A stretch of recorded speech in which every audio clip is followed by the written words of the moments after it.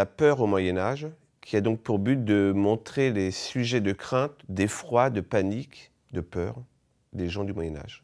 4 grandes parts de la peur, de crainte, c'est-à-dire la peur du quotidien, des choses raisonnées, c'est-à-dire la peur par exemple d'avoir un accident ou la peur de manquer de travail.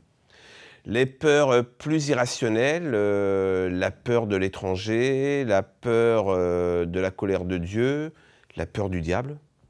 Des peurs spectaculaires événementielles, la guerre, mais il n'y a pas toujours la guerre au Moyen-Âge, contrairement à ce qu'on s'imagine.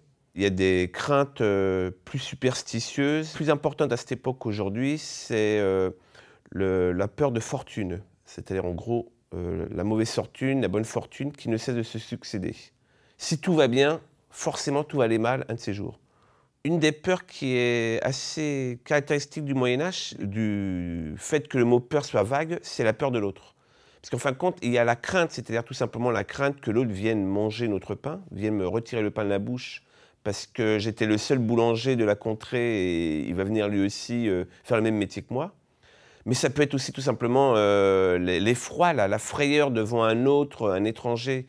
Là, cette fois-ci, c'est vraiment un étranger dans le sens une autre région, une autre religion qui vient envahir et qui vient ravager mon territoire. L'inquiétude devant le fait que je doive aller ailleurs et donc je ne sais pas si je vais être bien accueilli. Donc autre, ça veut dire beaucoup de choses. Ça peut être aussi les animaux, c'est aussi la femme.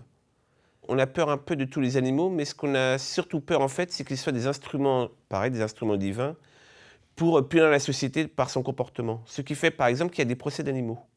Si les animaux commettent des crimes qui finalement pourraient être commis par des humains, eh bien il est normal qu'ils soient jugés aussi.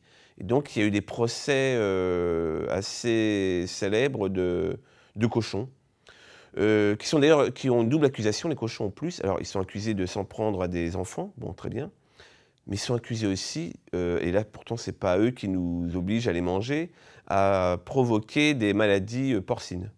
L'une des conclusions à laquelle je suis arrivé en faisant ce livre, j'en parle dans la préface, c'est le fait que finalement on a peut-être aussi peur qu'eux, mais nous on a peut-être encore moins de raisons qu'eux d'avoir peur.